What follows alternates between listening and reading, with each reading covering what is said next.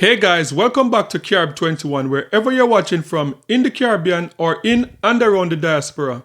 So today I want to talk about Barbados. I want to touch on the protest that took place over the weekend. So over the weekend in Barbados, they had a protest against crime and violence because there's an increase of crime in Barbados. And that is what I want to touch on today, and just to have a bit of a conversation about what is going on in the Caribbean, because the Caribbean region, everywhere in the Caribbean, crime and violence seem to be on the up and up. So that is what I want to cover today. So let's take a look at the protests in Barbados over this weekend. We are non-partisan. The issue of crime, the situation in Barbados, as far as we are concerned, it's a non-partisan issue. We understand that there is a government that is in place at this time, and there are things that they need to do, and that's one of the things that we are asking for. We're saying to the government very, very clearly, in a non-violent way, we're saying we are not safe.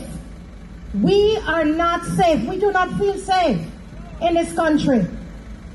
And that's what we're saying to them. And we're saying to them, please, can we find serious crime prevention strategies, please?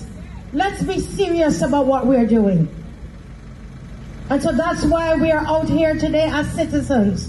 People from the church, people from we're from various communities, various persuasions, various political backgrounds. We're here making a serious demand of the government of this country. Those that make the laws, those that make the policies. And we are asking them, can you please present to this country serious crime preventing policies? Okay, so that was the protest that took place in Barbados over the weekend. And those were just citizens of Barbados coming together and protesting, asking the government to put in some measures, some preventative measures to stop the increase of crime and violence in Barbados. And it's important to note that Barbados is still one of the safest islands within the Caribbean. I think they're either number one or number two in terms of being the safest in the Caribbean. And I was crunching some numbers. I was looking at some numbers, and it is kind of mind-boggling what is going on in the Caribbean, because over the past, I would say 20 years ago, this was unheard of. Some of the Caribbean islands that we're now seeing grappling with crime and violence. And when I'm looking at the numbers, what I find interesting is that, like places like Colombia, Venezuela, those countries are down. Guatemala used to be like, there was a huge crime problem in Guatemala like 10 years ago. And now Guatemala is way down. Venezuela is down. And as I said, Colombia was one of the most dangerous countries in the entire world like 20 years ago. And Colombia is way down. The numbers are so far down, it's unbelievable. And how they measure the homicide rate across the world is per 100,000. So in terms of homicide in each country, how much out of 100,000 the islands or the countries would experience for a year. So because of the way they do it, that would make the Caribbean region one of the most dangerous region in the world. And it doesn't even sound real saying that. Going to the Caribbean islands and experiencing the greenery, the peace and the tranquility and the sound of the oceans, like you just never think that the Caribbean would be in a situation where we are considered like the most dangerous, one of the most dangerous regions in the world. But let me give you an example of how this works. So Turks and Caicos is at the top of the list right now. Turks and Caicos is 103 per 100,000. So that's homicide for the year. So St. Lucia, I would never thought in a million years that I could be saying St. Lucia and putting St. Lucia and homicide and crime in the same sentence. But St. Lucia is up, and they are 42.8 per 100,000. St. Vincent and the Grenadines continue to go up, and St. Vincent and the Grenadines is 53.7 out of 100,000. Bahamas 29, Trinidad and Tobago 45, and Barbados is 17. So as I said, Barbados is still one of the lowest, one of the safest islands within the Caribbean. And then what is interesting is that the two islands that are seeing a decrease in crime for 2024, 2025, the crime rate is going down in these two islands, and that is St. Kitts and Nevis, which is it's still high, 59.8 per 100,000, and Jamaica is way down. Jamaica is 40.1% per 100,000. So Jamaica has seen like the sharpest drop out of any of the other. Well, only two islands right now within the Caribbean or within the West Indies, we're seeing like a drop in crime, and the other islands are pretty much going up. So even though Barbados is still the safest or one of the safest in the Caribbean, the numbers are going up because it was 17 homicide in 2023, and now it's going up. But the thing is, like, what is causing this problem within the Caribbean? Because, as I said, everywhere in the Caribbean is experiencing it now. We know that Jamaica started experiencing like the highest level in 1980, and that was pretty much like a civil war that broke out in Jamaica because of the 1980 election, and Jamaica never recovered from that 1980 until 2025. Now we're seeing a reduction. What I think is very important to say though is that even though we're seeing these numbers on the paper and we're seeing the red all over the chart in terms of the Caribbean islands and the increase in crime and violence, but I think it's very important to note that when you're there, when you go, you're not feeling any type of tension. You still feel like you're in a peaceful island. You still feel like you can go about and do whatever you want to do without encountering any type of crime and violence. So I think that is very important to note, because just a few months ago, I think it was March I was in Barbados, and at the time renting an Airbnb, I didn't even know. We stayed at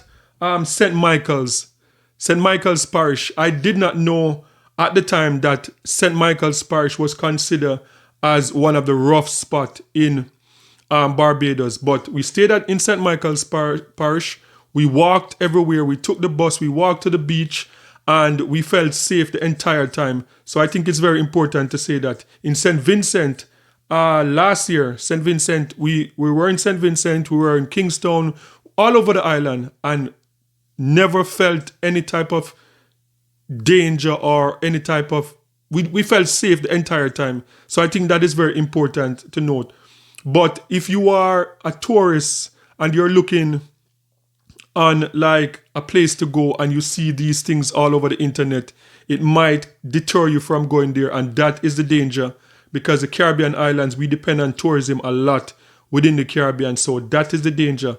Like for myself as a Caribbean person, and I go all over the Caribbean, and I feel safe going anywhere. I don't feel threatened at all, and I don't feel like I have to take any extra precaution because I'm in Barbados or in St. Vincent or in St. Kitts and Nevis or whatever. But for people who are traveling and they check stuff like this, that might affect tourism. But what is really causing this problem in the Caribbean? We know that the leaders in the Caribbean, they have met with Marco Rubio, with the Trump administration, and even before the Trump administration, about illegal firearms coming into the Caribbean, and they're coming through the port of entry, they're coming on the seas, and that is, I would say, the main cause of what is going on. I don't know why there's this increase of illegal firearm coming into the Caribbean for the past 10 years.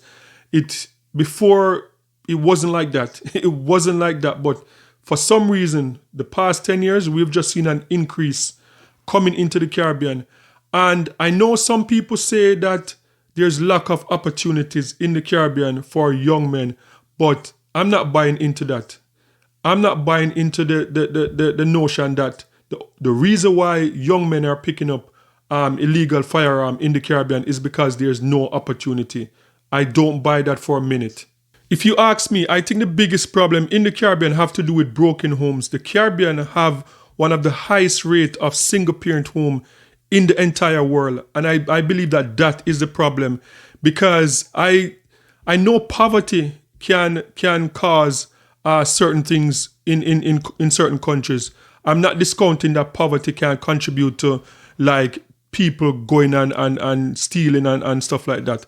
But in the Caribbean, let's give you some examples. So like Jamaica, for example. Jamaica, the hotel industry, Jamaica has thousands of hotels. I couldn't even believe when I put in on Expedia, and I think it registered over 5,000 hotels, some crazy amount of hotels in Jamaica. And when you go to Jamaica, you see a lot of young men still sitting on the corner, still smoking their thing and refusing to work in hotels. And I remember as a young man, like that's where I went. I went to work in the hotel industry, and the hotel industry is what took me off the streets, because the hotel industry is very easy. You don't need any high level of education. You don't need like all the subjects. You don't need a degree, like an associate degree or a bachelor's degree of anything to work in the hotel. You just get some training, and you just have to be pleasant, and you can make money. You can make tips. You can live a decent life. It is not like a high level type of life, but you can survive working in the hotels. And the same experience in Barbados. Recently, when we went to Barbados, like I was even joking with my wife, because everywhere we went, every restaurant, every place that we went, it's all women. And when we're walking to the beach, we see these guys like hanging out on the street, and they're smoking, and you see the pants hanging down below their waists. And that's middle of the day. They're not working. And I was joking with my wife, and I was like, where are these women going to find husbands in the future? Because you go to like chefettes, and you look, and most of the staff, 90% of the staff, women. You go to the bank, 90% of the staff, women. You go to a restaurant, everywhere you go, you saw more women working. And a lot of the guys, I don't know, for whatever reason, they don't want to work. So I believe it's just not lack of opportunity. I believe it's a breakdown in family structure. And in the protest, when the lady was saying that, look, the government needs to find a way for preventative measure. And I don't know what the government can do about encouraging people to build family structure in the Caribbean. But to me, I believe that is the solution. Like, there's no crime fighting is not going to solve the problem. Because once it gets to policing, to me, it is too late. Once it gets to policing, it's too late. So that's why preventative measures is always the best way to go. So guys, sound off in the comment section and let me know your thoughts about what is going on in the Caribbean in terms of the increase of crime and violence right across the Caribbean. What suggestion would you have to the governments across the region to help to fix this crime problem? Sound off in the comment section and let me know your thoughts on this one. And don't forget to like, share, and subscribe for more amazing content. And remember, peace. I'm out.